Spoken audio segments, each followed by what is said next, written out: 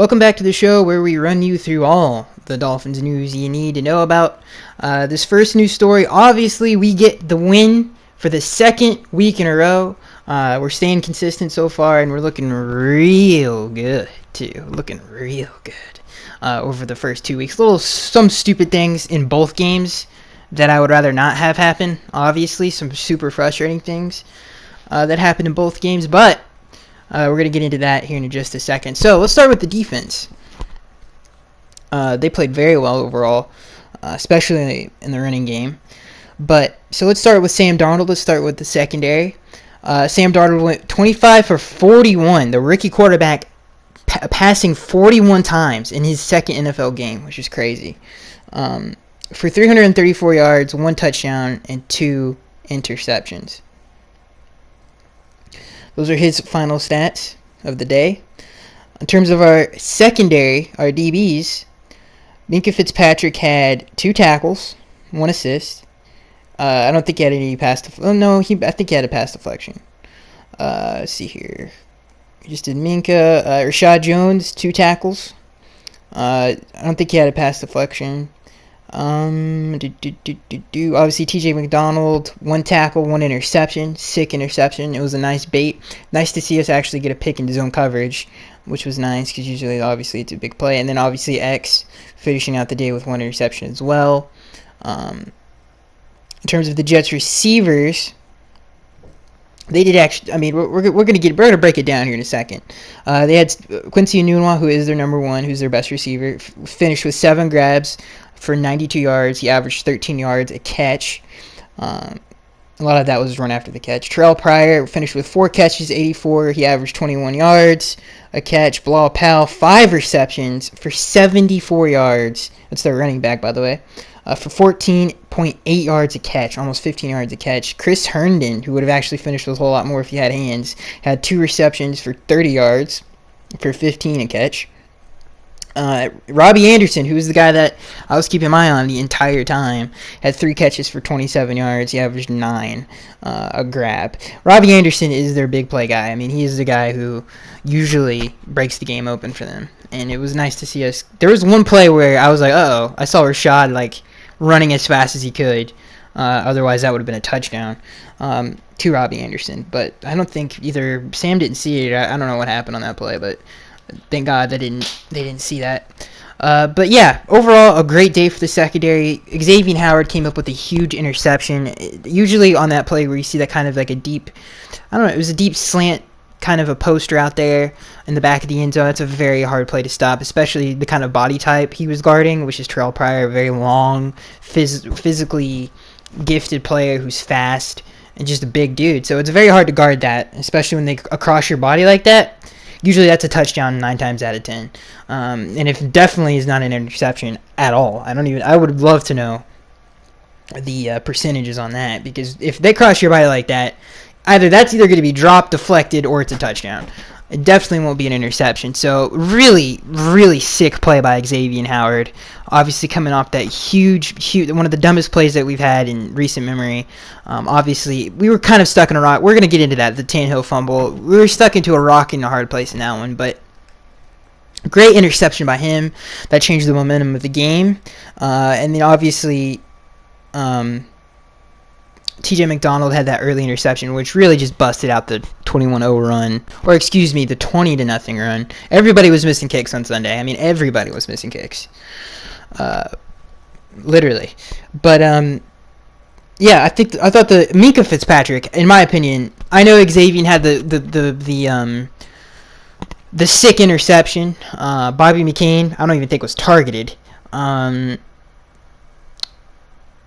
Obviously, TJ McDonald with the interception, but by far who I thought played the best, and especially I think he was he was the most targeted, was Minkah Fitzpatrick. They went at him a lot. That must have been in the game plan, because they went at him quite a lot. And he did a fantastic job. Sometimes you forget, whoever Minkah's on, I don't even think about. That is so valuable in the National Football League. It's so valuable, especially since we have X on the outside, Bobby on the outside, both very good players and are very good at what they do. And for Minkah to be at such a high level, Especially for a rookie in the secondary, dude. I haven't seen anything like this. I know Pat P in his entire. I mean, he can affect the game in multiple different. I mean, he's a returner. He can play receiver. When he gets picks, he gets them in the end zone. He is one of the best players I've ever seen in his first season is Patrick Peterson. I can say the same for Minkah Fitzpatrick, but in a different way. He's just so good for his secondary members are never this good out the gate ever. I don't care who you are ever. That's why when Revis, I don't think Revis had a good rookie year, excuse me.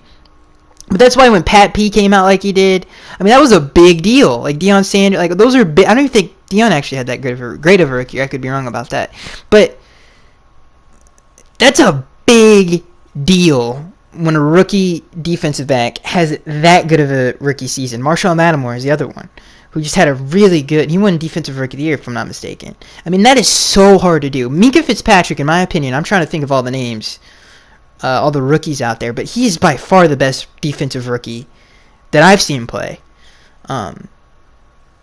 What a tremendous player and what a tremendous talent he is. And he's going to go down as one of the greatest Dolphins ever. I love him to death. He is so good. He is so good. So if I had to say out of all the secondary members who I thought played the best, it was him. Because he definitely got thrown at the most. And I thought he came out on top every single time. So God bless him. And I love him. So listen, it sounds, nobody's homophobic here. Okay? Love my dude, Minkah Fitzpatrick. Love him to death. Give him a nice long hug if I ever saw him. Great player. Great player. So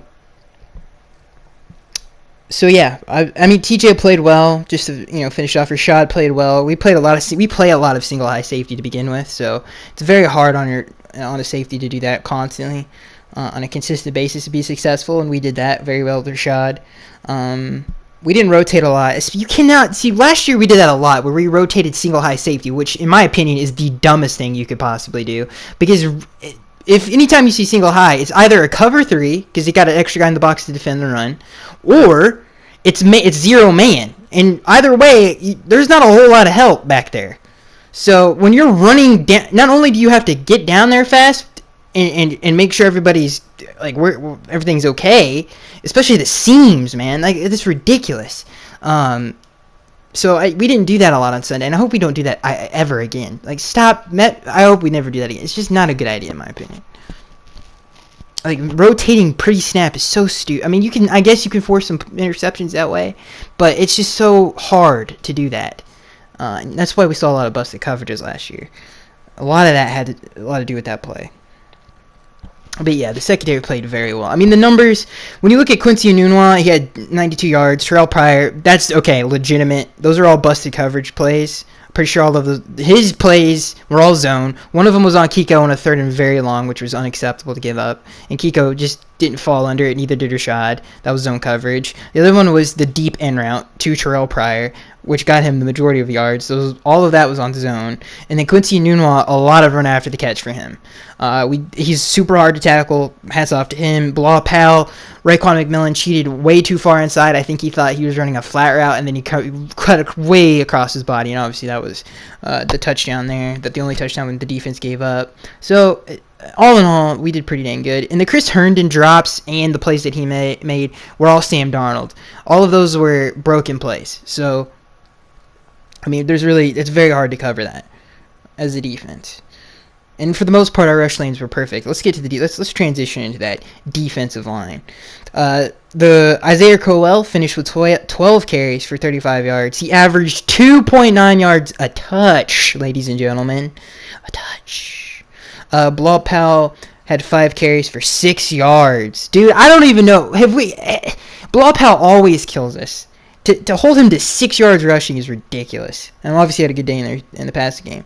And then Sam Darnold had 2 carries for 1 yard, and he averaged 0.5 yards, and Bilal Powell averaged 1.2 yards, which is that's something you like to hear. We knew what they were going to do going into that game. Bilal Powell always breaks a long one on us. Always. Every single time we play them. I don't care if we win it or lose the game. Every time we play the Jets, Bilal Powell always has a big run. So we did a tremendous job against him in the running game. Overall, they really tried to run the football the entire game. Obviously, towards the end there in the second half is when they really started opening it up, and towards the end of the first half as well. But we did a tremendous job, not only in the running game, but in the rush lanes for Sam Darnold. There was a couple times where he tried to break the pocket, and we just did a great job of pinning him in and not letting him do it, and hitting him pretty hard a couple times. There was obviously some times where he rolled out to his left or right, and he made some plays, but you can't. I mean, I can't expect a perfect game. Football is not a perfect anything. The other team's trying to win too. They're gonna make plays. I don't care, obviously. So we did a tremendous job all around on the defensive line. The linebackers, for the most part, played very well. Raekwon McMillan, a couple busted coverages here and there. But other than that, I thought he played very well. There's a couple plays where he blew up one screen. Jerome Baker obviously was a big part of that as well. Kiko Alonso has been playing so well over the last 2 weeks. He's been around the ball. I don't really blame that 3rd and long on him. It was just a weird coverage, and Rashad really was the one supposed to come underneath that. So overall, just a great game by our linebackers in the line of scrimmage. I mean, you could not have played better, in my opinion. I mean, they controlled the game for the most part throughout the game. The defense really won us this game. They did a tremendous job. Let's get into the offense, which also you can make. We played complimentary football. I can make an argument that, 20 points is not something to be proud of, but we could have had way more if stupid things didn't happen. I mean, that last drive, we could have easily put 27 up, which would have been a real. I mean, if you score 27, I'd take that each and every single week. You're going to win a lot of games that way, so especially with our defense. But just in general, you're going to win a lot of games if you score 27 points. So we could have had 27. We did pretty good overall. So let's get into it. Let's start with the passing game. We'll start with the running game because it was a little less. I guess there was a lot less going on there. All right, so let me get my stats here. All right, so for rushing, Kenyon Drake finished with 11 carries for 53 yards. He averaged 4.8 yards a carry. He had 1 touchdown, which was a sick one. Ryan finished second in rushing, which was clutch as balls. 8 carries for 44 yards. 5.5 yards a carry for Ryan Tannehill. Frank Gore finished with 9 carries, 25 yards, 2.8 yards a carry. Albert, out of the Wildcat, or not really the Wildcat, I don't know, well, I guess it was. 2 carries for 8 yards, for 4 yards a carry. Jakeem Grant, 1 carry for 5. I thought the running game was good enough. It wasn't anything special. Didn't expect that. Knew the Jets were going to be stout in the middle. Knew the Jets were going to be stout. They do a lot of zero-man coverages. They blitz a lot. They're a very physical football team. Leonard Williams is one of the more underrated players in the National Football League. They did what they do best, and that's dominate the line of scrimmage. And they did that. They've done that. They did that last year. They've done that for a lot of since Todd Bowles really got there. They've done that. And I expected it to be a little less because of the loss of Sheldon Richardson and Muhammad Wilkerson. This is the first season that they have not had either one of them together. But Steve McClendon and Leonard Williams, really good players, and they showed that on Sunday. So we did a really good job of making plays when it was there. And the running backs did a good job to make the most out of what they got. So I felt like we did good enough. It wasn't anything special, and that defense is, you got it. Sometimes, man, people forget. Like, I love everything else is their fault. Everything else is a problem. Sometimes it's just the other team is just that good at what they do, and that is that in this case, that Jets defense is pretty dang good at what they do. So yeah, and obviously the clutch run by Ryan Tannehill towards the end of the game. 2 clutch runs on zone reads to really ice it. A really good run to begin that drive with Kenyon Drake. He really ran through some arm tackles, good blocking up front. The loss of Josh Sitton should have been. I mean, I thought it was going to be a huge loss, especially in this game. And I thought Ted Larson did pretty well in his absence. So yeah, Tannehill had those 2 runs were obviously really good, and yeah, and then obviously the best run of the game was probably Tannehill's runs, and then in terms of running backs, definitely Kenyon's touchdown run. Yeah, so again, good enough. Let's get into the passing game, ladies and gentlemen. And the offensive line did very well in the running game, except Daniel Kilgore's dumbest play ever. But let's get into the passing game. Tannehill finished with 17 completions with 23 attempts. Really good ratio there. 168 yards with 2 touchdowns, 0 interceptions. Albert Wilson finished with 3 catches for 37 yards. He averaged 12 yards catch, and that sick touchdown running after the catch there. Beat the zero-man blitz.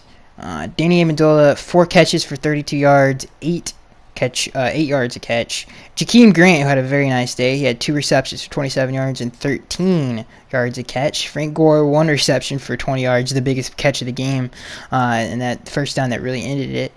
AJ Derby, 1 catch for the 19-yard touchdown. Really nice play by Tannehill, holding his water there, and really good anticipation on that throw, seeing him get uncovered that far down the field.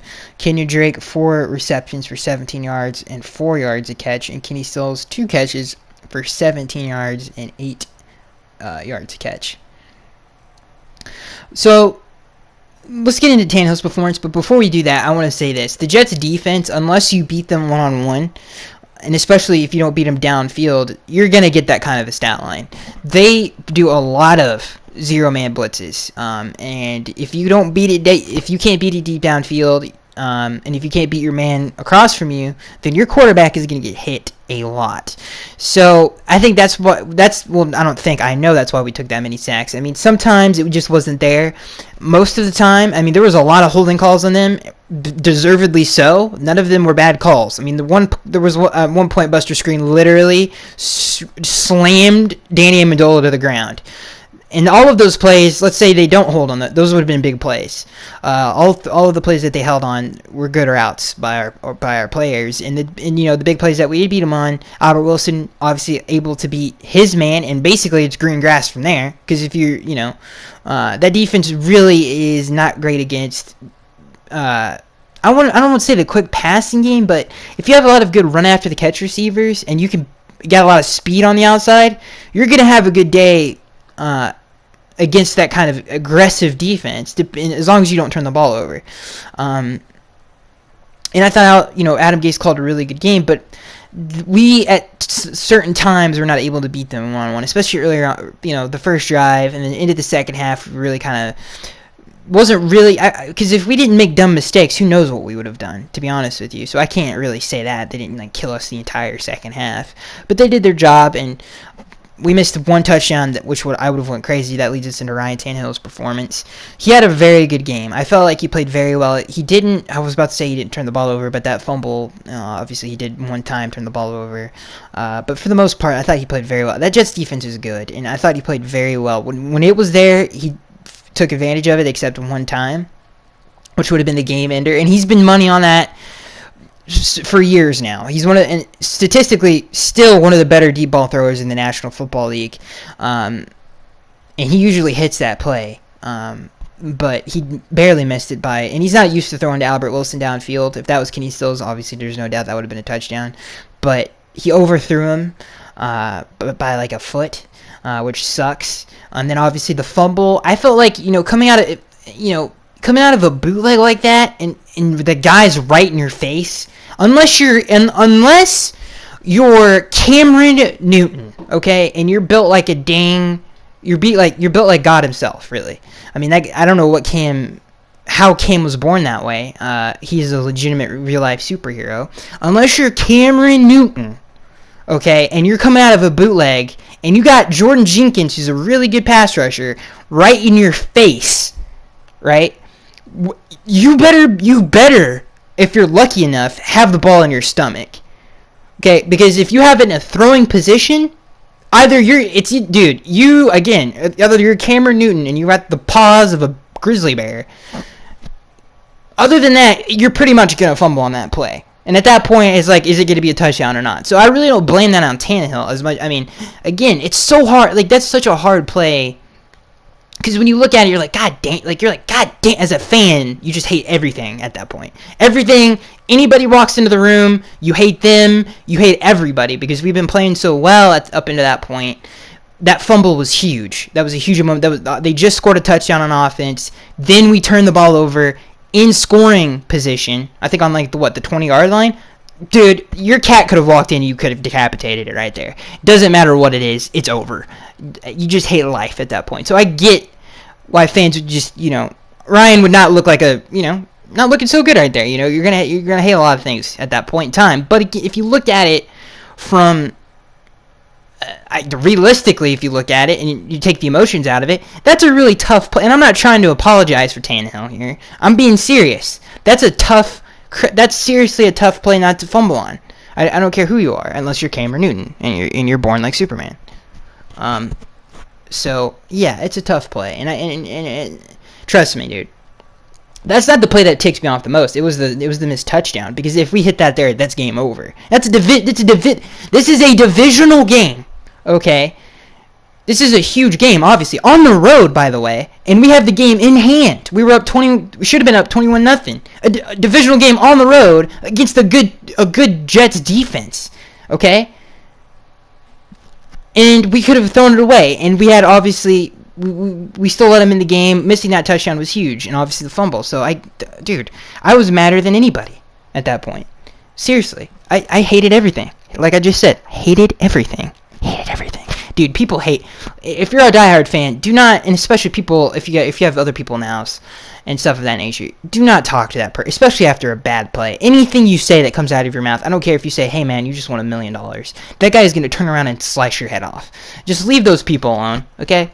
That's all I gotta say, because just people hate. This is legit, okay? This is probably, to be honest with you, for most men or women, this is the only 3 hours they have to just relax on a Sunday by themselves to watch a game. And Tannehill just fumbling the ball. We're up 21-0. This could be the turn, or 20-6 at that point. This could be the turn of the game. Do not talk to people at that point. I could understand the anger. I don't know why I got off on a rant by fan anger, but there you go. So yeah, just a lot of, but other than that, a great performance in my opinion. I mean, a lot of really clutch throws, really nice poise to not turn. Well, again, I say not to turn the ball over, but for the most part, I thought it was a really good game by Tannehill. I think there was a stat where it said that he's top 5 in quarterbacks in divisional games, yards a game, which I think is phenomenal. That's a really good stat to have if you're a quarterback. Those are the most important games of the year, or divisional games. So, especially when you're playing a good team on the road, it's very difficult to win those games. And I thought Tannehill played very well.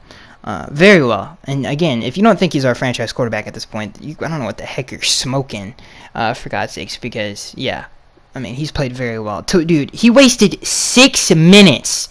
Okay, and he was a very big part of that drive, obviously, with the 2 carries and a couple big throws there. 6 minutes. Okay, 6 minutes off the clock. By the way, let me say something right now before we move on from the box score. Everybody on that offensive line at that 20-yard gain, great play recognition by Tannehill.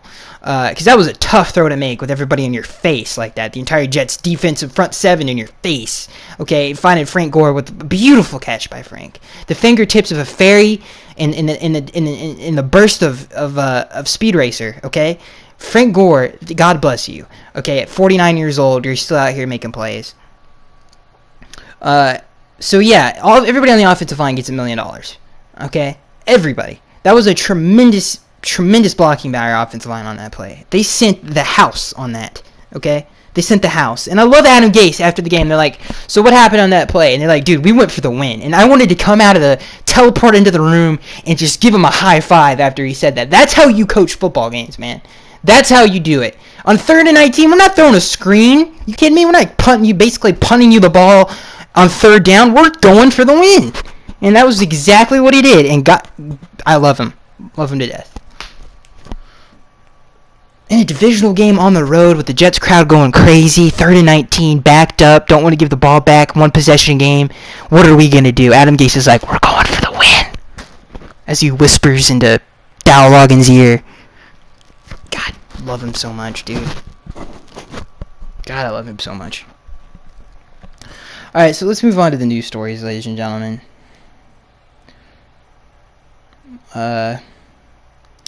First news story, Dolphins running back Frank Gore, quote, blessed to be 4th all-time leading rusher in the National Football League's history. And during Sunday's game, Dolphins running back Frank Gore was just 15 yards away from becoming the 4th leading rusher in NFL history. While Gore didn't have as good of a game as he did during the Dolphins season opener against the Titans, he was still able to achieve his goal. After the 20-12 victory over the Jets, Gore said the accomplishment meant a lot to him. So yeah, I just wanted to throw that one in there. Frank Gore, you're a goon, Miami legend. We love you for everybody. And it's so cool that you're going to retire a Dolphin, hopefully. This next news story comes from Dolphin Maven. All of these stories, by the way, are. I've never heard of this site, so awesome. This next news story, Ryan Tannehill shows he can win with the Dolphins' strong supporting cast. Let's see here. The narrative on Ryan Tannehill has always bogged down with the focus on what he's not rather than what he is. That's why there is a gnashing of teeth among the nervously faithful even after he directed the sort of win on the road against a divisional nemesis the Dolphins have already have rarely achieved in 20 I thought I was going to say 20 years. 20-12 over the Jets on Sunday.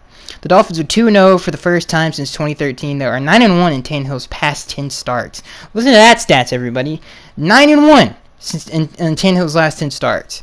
Yet concern and doubt persists about how far Miami can go with this quarterback. Tannehill was most impressive in rushing for 47 yards on 5 attempts.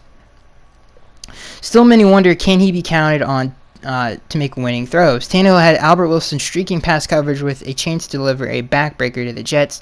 Unlike most of the day, he had time to set up and step up into. Instead, he seemed off balance when he let it go and sailed it over reach. Yes, he connected with Kenny Stills for a 75-yarder on a similar play for a vital touchdown last week against Tennessee, but the winning quarterbacks make those types of throws week after week. Really?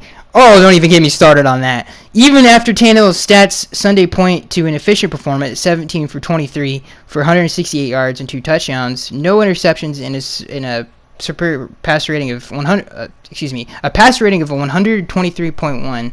There is a sense that Tannehill did not play particularly well.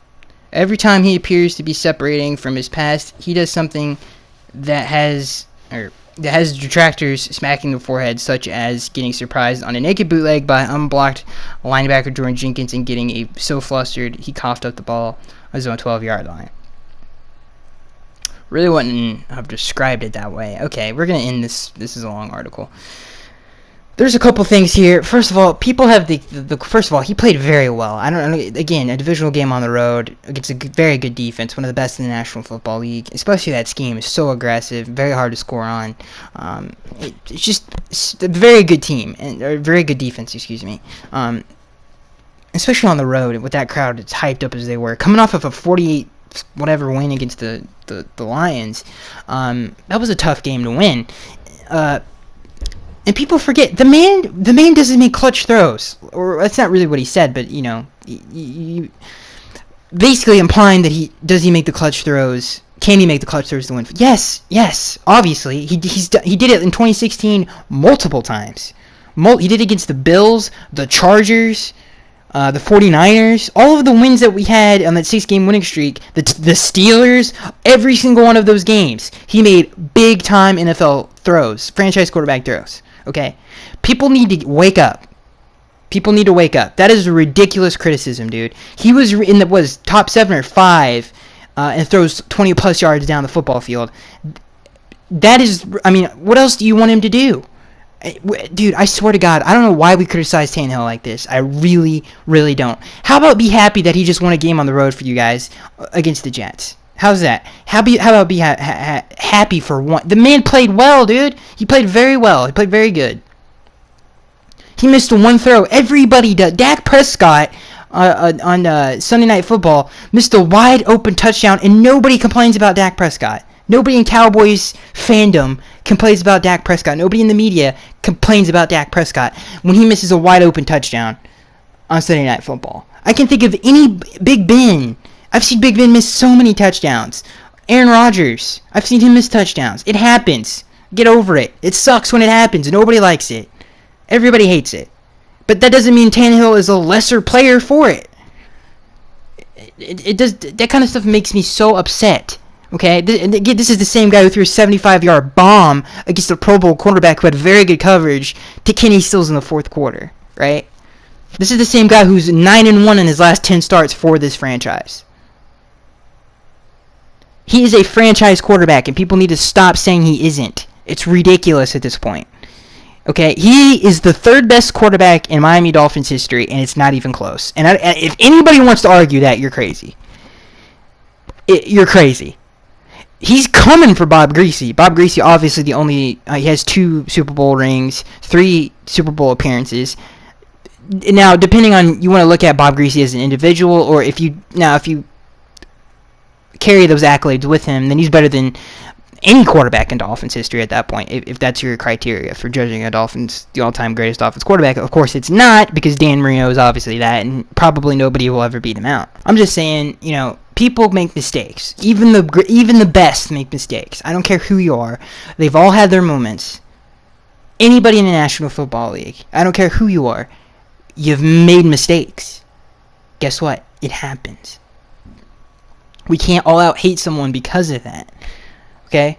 And by the way, the past, Tannehill's first few years in the National Football League, I had an interesting conversation with my brother, who's a Panthers fan, trader.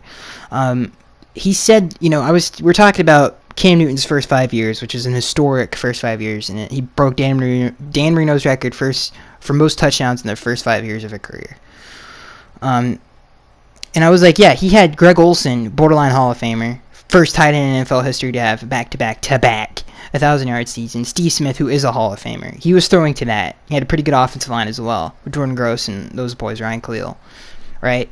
Do you know who Tannehill had in his first 4 years in the National Football League? He had Devon Bess, Brian Hartline, Mike Wallace. None of those guys have ever, in anybody's wildest imagination, have ever been a number 1 wide receiver. And that's not even a joke. I mean, that's a joke to say, yeah, those guys were, whatever. It's not like we were giving Tannehill any favors. Andrew Luck throwing to T.Y. Hilton, probably going into the Hall of Fame with his numbers so far in his career, right? He had Reggie Wayne in his first few years as a quarterback, who was still playing good football. We forget sometimes what he's had around him. Like, people say, oh, with a strong supporting cast. Yeah, what? Yeah, that's every quarterback to ever live. Tom Brady had a strong supporting cast his first few years. Dominant defense. Hall of Famers on it. Peyton Manning, Bill Polian, all he did was surround him with Hall of Famers and great players. And you talk about Edgerrin James, Reggie Wayne, Marvin Harrison, Dallas Clark. But when Tannehill has a good cast around him, oh, it's because of them. I don't get it. I really don't get it. People are people have gotten upset at me at the past, like saying Tannehill. I never said Tannehill does no wrong. It's just that nobody gives him any credit, dude. And it makes no sense.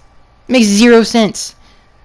And I hate when people say that about quarterbacks. Yeah, it's because he has a good supporting cast. Blake Bortles too. Russell Wilson, the first few years of his career, one of the greatest defenses in NFL history. You know what I'm saying? Like, just because the people around them build a team and give them people to throw to, which is what they're supposed to do, by the way, that's a bad thing? When every other quarterback, Aaron Rodgers, oh, don't even get, dude, everybody's how great Aaron Rodgers is, which he is. He's one of the greatest players of all time. His entire career has had a good supporting cast. He's always had a good offensive line. Josh Sitton, Brian Bulaga, David Bakhtiari, who he has now, is one of the best tackles in the National Football League. Devontae Adams, Greg Jennings in his prime was great. Jermichael Finley. He's got Jimmy Graham up there now. He's always had good pieces around him. And good coaching, by the way. So, again, Russell Wilson, I could go on and on and on. Carson Wentz. Dak Prescott. He had Ezekiel Elliott, the best offensive line his first season. He had Dez Bryant and Jason Witten. Both could walk into the Hall of Fame tomorrow. One of the greatest Cowboys receivers of all time. Gets a bad rap for some reason. I don't know why. I don't know why he's still not signed. It just blows my mind, dude. None of them ever, does anybody ever say, bro, if they didn't have that supporting cast around him, success, but with strong supporting cast. No, what? Now, I'm not comparing Tannehill to any of them, but I'm saying it's ridiculous to say that about Tannehill, to knock him for having a good team around him. That's ridiculous. That's why he's performing well. Dude, I've seen Tannehill throw for 400 yards with Devon Best and Brian Hartline as his receivers. Tell me he can't carry a team. Stupid.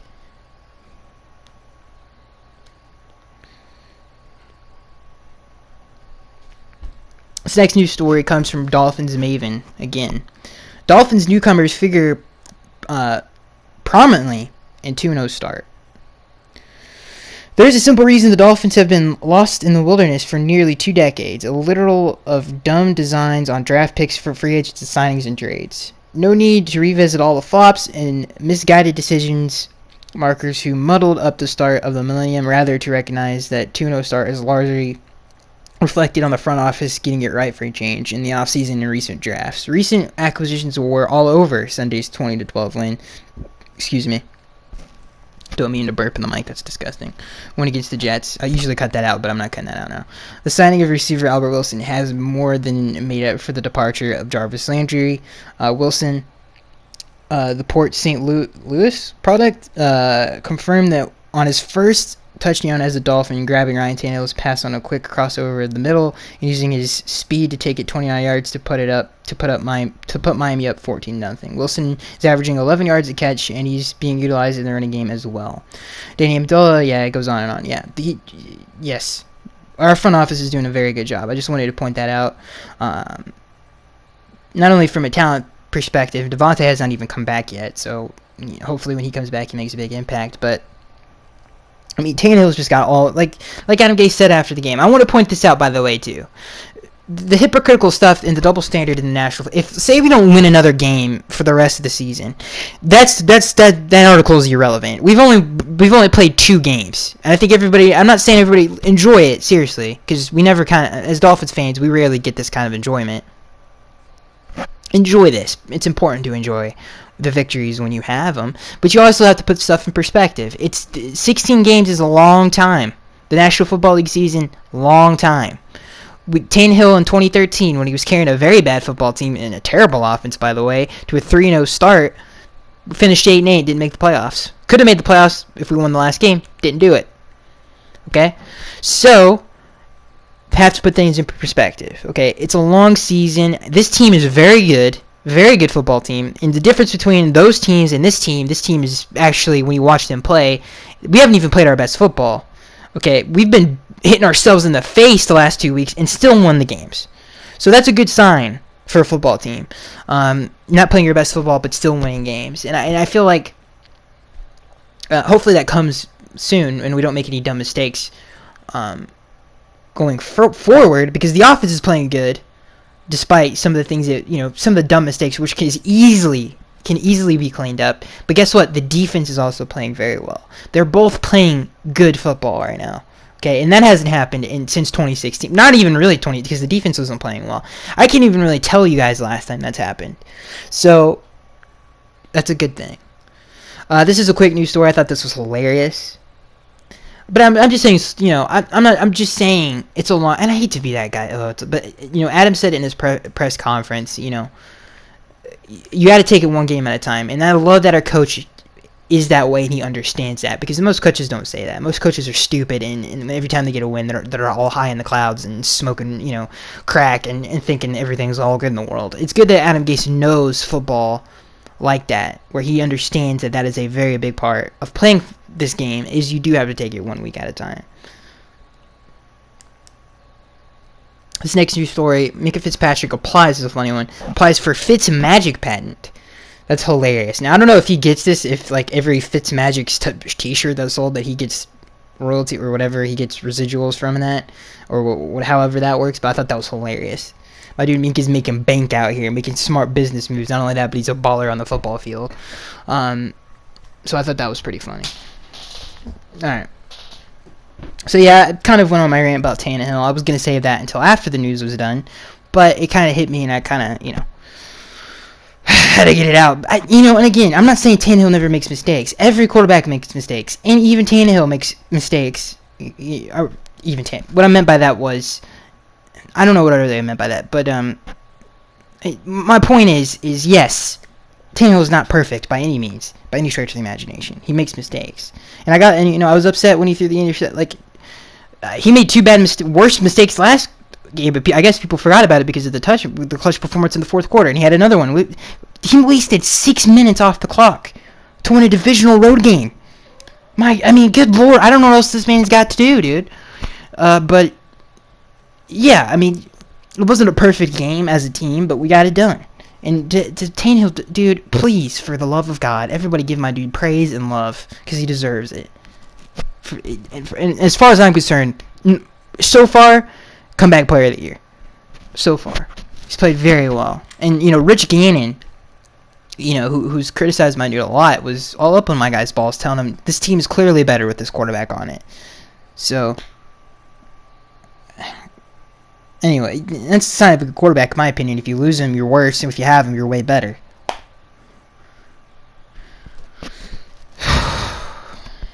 Alright, let's get into the fan Q&A. 61 questions.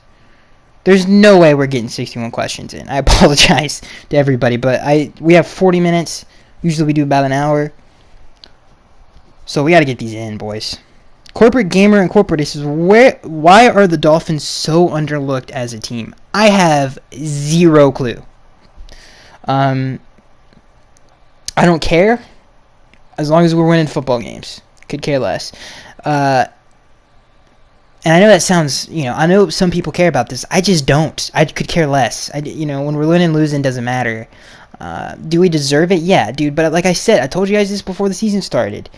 When we're in the playoffs, they have no choice but to talk about us. If we make it there, they have no choice but to talk about us. We just got to keep winning football games. That's all I care about, is winning football games. That's all we should care about. Take the Eagles mentality, underdogs. This comes from Winley Vertus. Says, how do you feel about Vontae Davis retiring at halftime? I have no words for that, dude. That is the dumbest, most disrespectful thing you could possibly have done. How disrespectful is that? You're getting paid millions. And I saw Shannon Sharp for what's that show on Fox? It's the same show as First Take. First with Shannon Sharp and Skip Bayless, whatever it's crap. First Take or whatever the heck it's called. And I was like, dude, Shannon's going to go into him. And no, he didn't. I was like, what? What? You get paid millions of dollars to catch a football and people are like, yeah, whatever? Are you kidding me?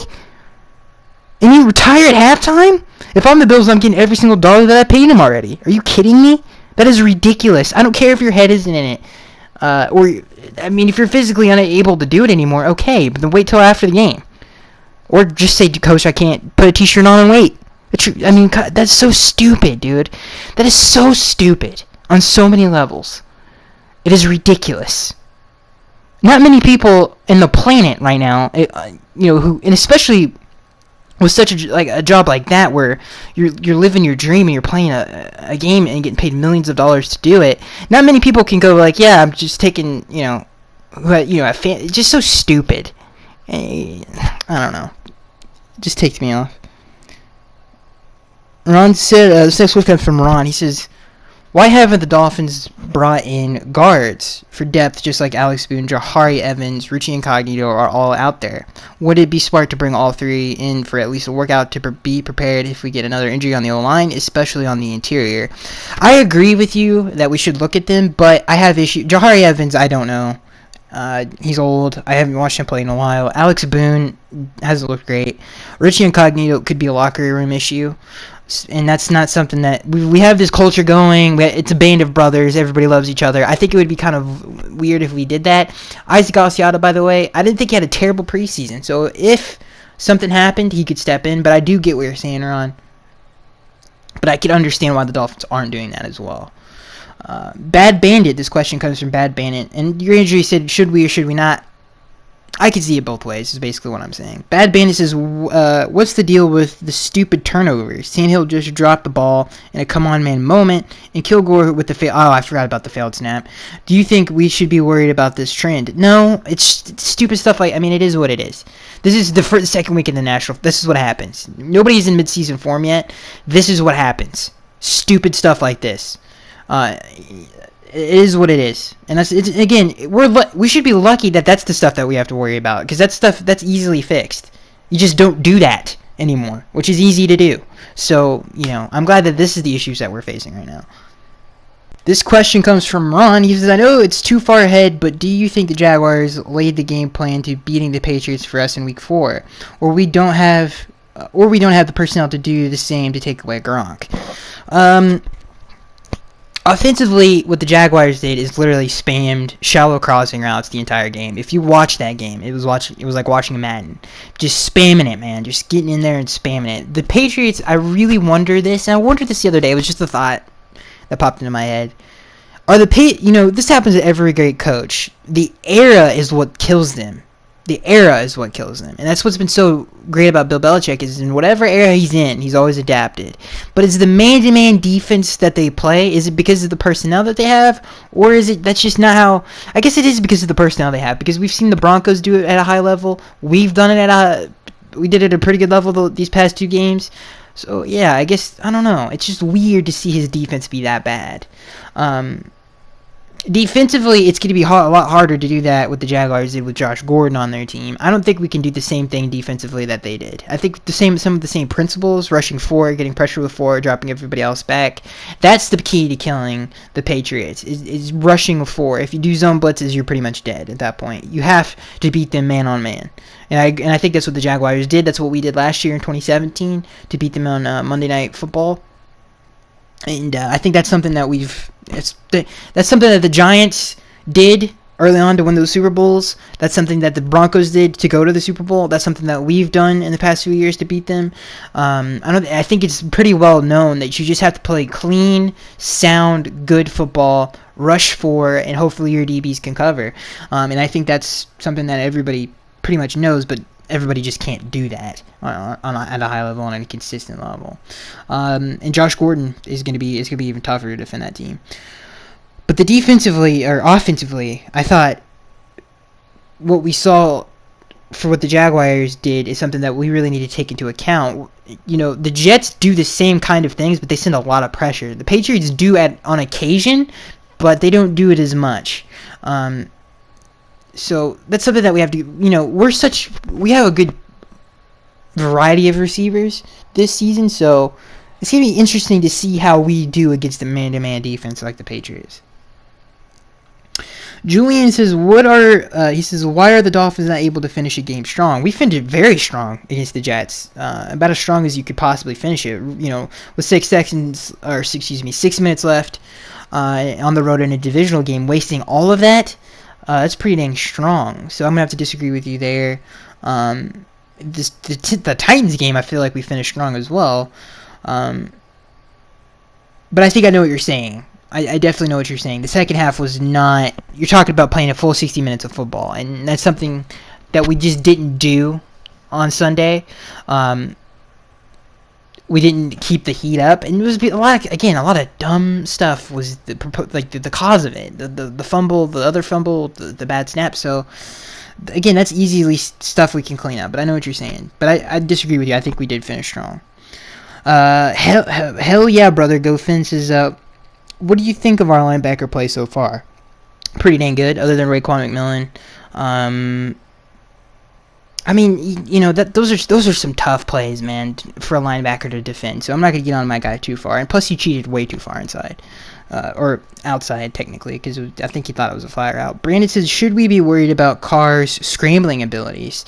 If we're smart and dude, same thing with what we did with Sam Darnold, we're going to have to do with the Raiders. Same thing we did with the Titans, we're going to have to do with the Raiders. And just stay with our rush lanes. We've done a pretty good job of that so far. So, yes, it's something we should be worried about as a defense so we can take it away. Jefferson, 200, and I'm more worried about that running game with that offensive line, because they've been running on pretty good defensive lines over the last 2 weeks, and that's something that we're going to have to, key in on. Jefferson 211 says, "Do you think?" And Jared Cook, by the way, who's having a good two games.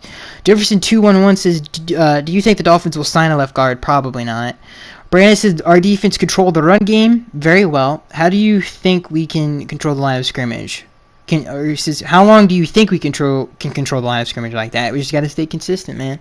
And I think the rotating defensive lineman has really helped us do that on a consistent basis throughout the game.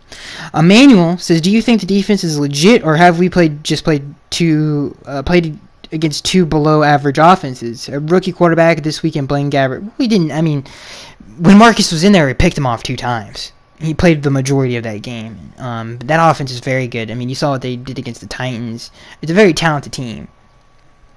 And the offense we played this past week, Sam Darnold, he's looked pretty dang good over the last 2 weeks. So I don't think it will definitely not cakewalks, man. Sam is a good rookie quarterback, and that Titans offense is pretty good as well. So I wouldn't say has anything to do with that. I think our defense has played very well. Sorry for the burp. That's disgusting. Jamie Costello says, "Do you think Kiko is doing better and can play like 2016 Kiko?" In my opinion, this is better than 2016 Kiko. Just in my opinion, Kiko played well in 2016, but there were moments where ugh. This year, I think he's playing at a very high level on a consistent basis. So I think he's playing very good football right now.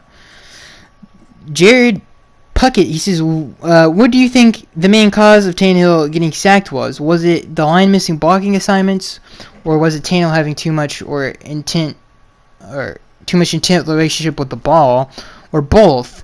What was the biggest problem? That was the biggest problem I saw in the game. It's just their scheme, and they're really good at it. They got good man-to-man corners. Their safety is very good in man coverage, Jamal Adams, which allows them to do some of that zero-man blitzing stuff. Very crucial to that defense is your safeties being good in man coverage. And they just get after him, man. They're aggressive, and they're very good at what they do. I think it had a lot to do with that. They send heat, dude. If you do not have time, if you do not beat the man across from you, you will get sacked. I don't care what team, quarterback, whatever. You're gonna get sacked. So that, and I'm not mad at you or anything. I just get hype, get emotional here.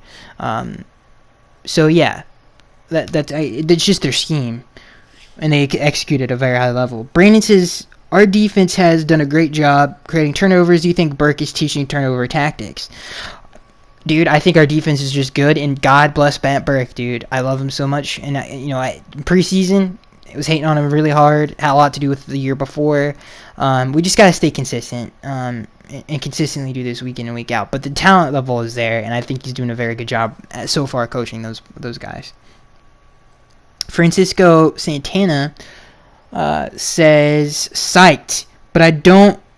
He says, "But not about the blatant disrespect from media. If Jets win that game, it would have been all over ESPN. Miami wins, not even a mention on the official NFL website. A rivalry game? This is ridiculous, Skaggs. Your thoughts?"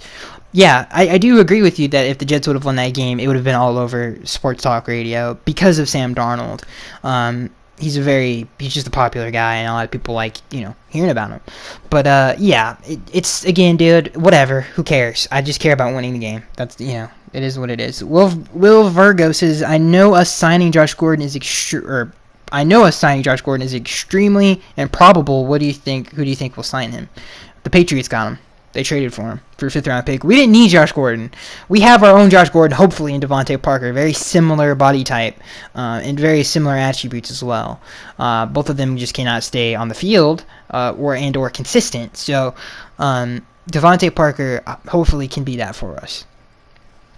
Brandon says, do you think we will see Ballage because Drake got dinged up a little bit? Hopefully, and I hate to say this, hopefully not, because Kenyon's played very well so far. I just love Kenyon so much. Corporate Gamer says, do you think Xavier is running into a top 5 corner? Gotta stay consistent. It's only been 2 games. Corporate Gamer says, Will says, do you think we should lock up X to an extension early, like we did with Rashad Jones? He's vital to our defense. We'll see how he plays for the rest of the year. He's just got to stay consistent. But yeah, dude, he's looked very good. Ron, why have the Dolphins... we got a thing to turn over here. Brandon says, do you think we... Corporate Gamer says... we just answered that one too. Will says... God, My thing rewinded on me. Oh, we're running out of time. Yeah, okay, 54 minutes. We're good. Let's see here. Ron says, not hearing much from Charles Harris. Do you think we start to think he's a bust? Other defensive ends drafted before and are seeing way more success. How does Skaggs explain it? Oh, man. I mean, you make a good point. I mean, he doesn't get as many snaps as some of those other guys that were drafted ahead of him or before him. So, it's hard. I feel like he's had some pressures. He would have had a sack if it wasn't for holding. Or false start, excuse me. But yeah, I think we'll see more of Charles Harris for sure. He just got to make the most of his opportunities. That's all. Plus, we have Robert Quinn and Cam Wake, dude. Like, we can't. Those guys have to get a lot of snaps, and Charles Harris, he's just gonna get just less.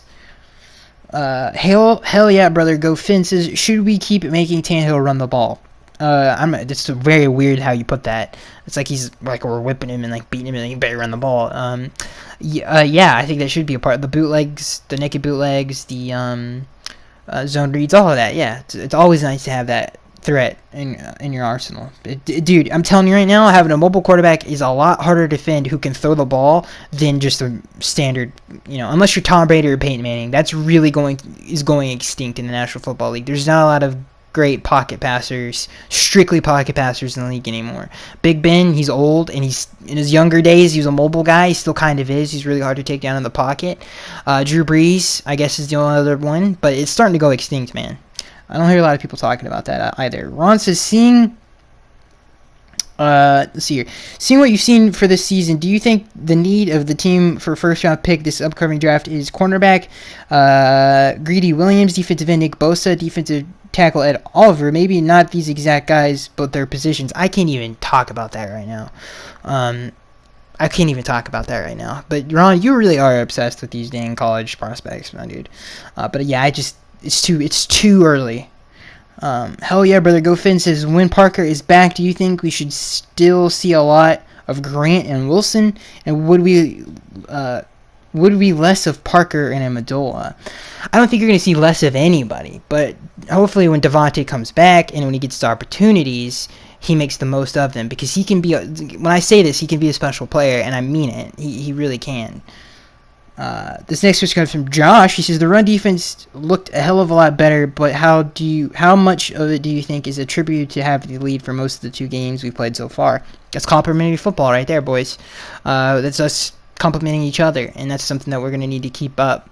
How much of that is, well, I would say yeah, but dude, the Jets still tried to run the ball when we went up 7-0, and even 14-20. I mean, they were still trying to run the football, so I feel like we did a good job.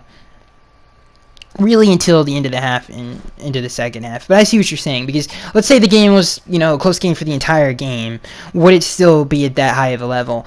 Who really knows? But we do rotate defensive ends, or defensive linemen, so I don't think that's going to be that much of an issue going into the fourth quarter in some of these games. But we'll still have fresh people out there, because we do have a ton of depth on that defensive line. Bad Bandit, he says, is Gase trying to send a message to Parker by not playing him? No, I really do believe he was like, listen, we don't have to play him this week. We played well without him. We don't have to play him. I think that's what the decision really was. Douglas Ward says, hey Skaggs, I know you're not that high on Devontae Parker, and for good reason. He does have a broken hand, and that is an issue. Do you think we should let him rest for another week and bring him back for week 4 against the Patriots? Well, he has a broken finger. He doesn't have a broken hand. And I know that's kind of apples and oranges. But this is the last question, by the way, and it sucks. I'm going to have to do another video or something, because there's a lot of questions I didn't answer. And I really appreciate everybody who got their questions in. It means a lot. But do I think we should let him rest another week? It's a broken finger. At this point, it should have been healed. And I don't want to be like whatever, but he should be okay against the Raiders game, and I would play him. And apparently, Adam said he was ready to go in week 2, but he was like, dude, just give it one more week. It was just more of a cautionary thing than it was anything else. So I think he's ready to go. And hopefully he is ready to go, because he adds another element to this offense that just adds another playmaker, and hopefully he can be that for us on a consistent basis. So that is going to be it, guys. That is going to be your podcast for this week. Got a win against the New York Jets on the road in MetLife Stadium. Those wins feel so good against divisional opponents, especially when it's the Jets on the road in a hostile environment like that, getting the win and playing at a high level like we did. Tannehill making some big throws and wasting 6 minutes off the clock to finish. Not many teams can do that, and that was one heck of a drive to finish off that game. So I am Skags3. Got the dub. Can't wait for next week. And hopefully we can continue to do this. And I cannot wait to see you guys in the next one.